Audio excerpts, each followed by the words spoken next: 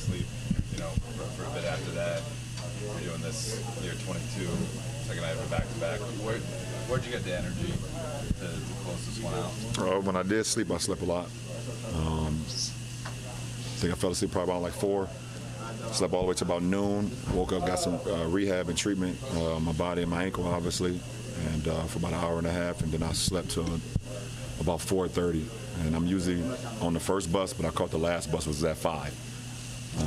But that's what my body said it wasn't time to get up and catch that 3:30 bus. So just rest. I was able to sleep good. Not to follow up too specifically on sleep, but like a lot of people struggle to fall asleep. You put forth a tremendous amount of physical energy. Like, is it easy for you to fall asleep? Are there certain things that you do to when you know you need an extra little bit? I mean, every night has its own challenges, and obviously, especially for back-to-back. But I have some methods on how I'm able to go to sleep. Save that for the book. Or? Yeah, for sure. That's not for everybody. That's not for everybody. No, not this trip. Why? JJ talked about this a little bit, and Dave asked, why are you still doing this? Like, you're 40 years old, you made a lot of money in this league. Like, why? Because I still love the game, and I still got a lot to give to the game, give to my teammates, give to this league.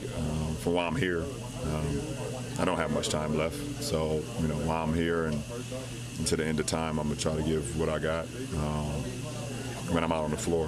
So, why? It's just the love of the game. And also have the opportunity now to be able to show my son to the ranks of how to be a professional, what this league is all about, and be along him every single day. That's a treat, unless he's with the South Bay, which is actually, I think, going back for the game tomorrow. I think they have a game. On nights like tonight when 3 balls not falling, they're picking up full court, a lot of physicality. Like, how gratifying is it for this team in particular to handle that and with poise? I mean, it's very gratifying, especially, you're going against a team with a full, they had their full roster tonight. And obviously we was shorthanded, obviously when our big guns being out. So for us to be able to pick up in Luka's absence and all of us kind of chime in and obviously, AR, being AR tonight and even some of the guys that it's not, I'm accustomed to playing always with us. You had Goody who came in and gave us great minutes.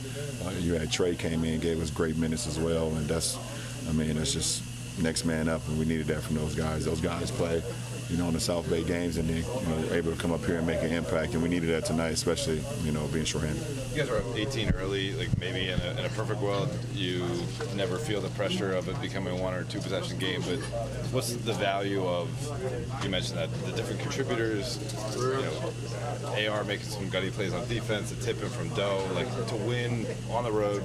A tight game for a group that's still getting to know one another. Yeah, it's big time. I think Coach said it before the game.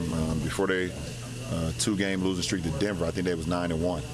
Before that, in their last 13, they're like 9-3. They one of the best records in the Western Conference. So they've been playing extremely well, and they played extremely well tonight. After we got up big, so we knew we weren't gonna. We knew they weren't gonna lay down no matter what the lead was gonna be. But to have the poise and the gritty plays, like you said. 1 second. Dodo getting that tip in at the end of the shot clock after AR's miss. AR getting the charge and transition on Jeremy Grant, then getting another strip on Jeremy Grant. Guys getting down for loose balls, and it was just a gritty game for us.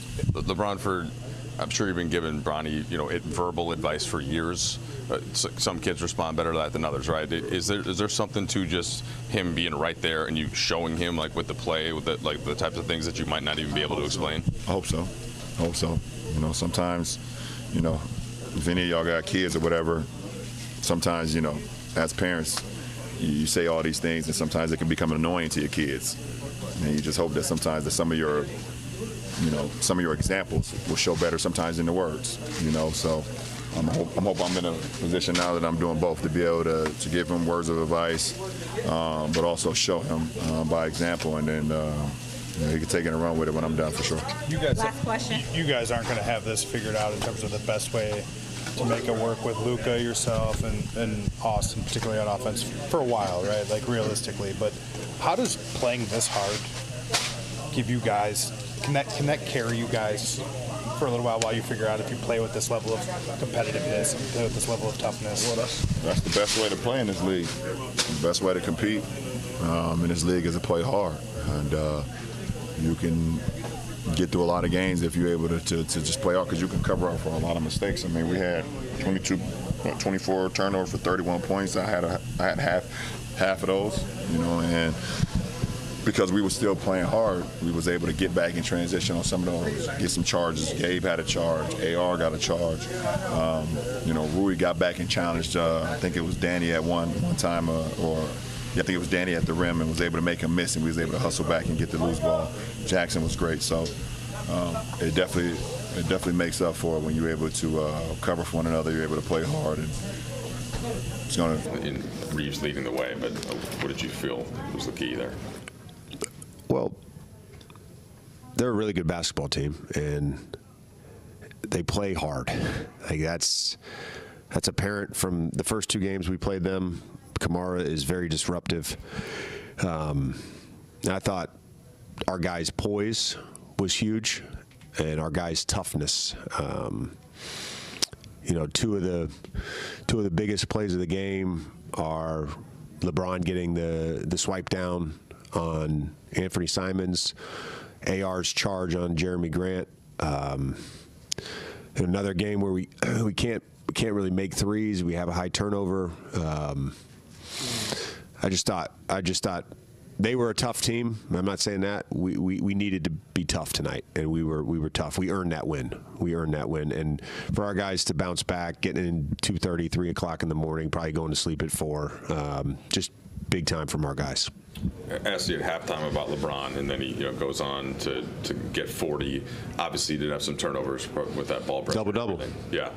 What kind of run out of things to ask and say about it, but what's the level of? Yeah, I mean, I told you at halftime, like, there's a staff we're talking before the game. Not sure going to sleep last night if he's playing today, and getting word this afternoon that he was in. It's like, man,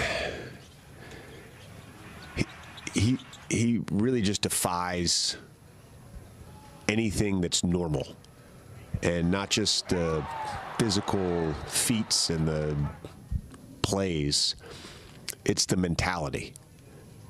He is, again, I believe I saw the other day, he's a billionaire.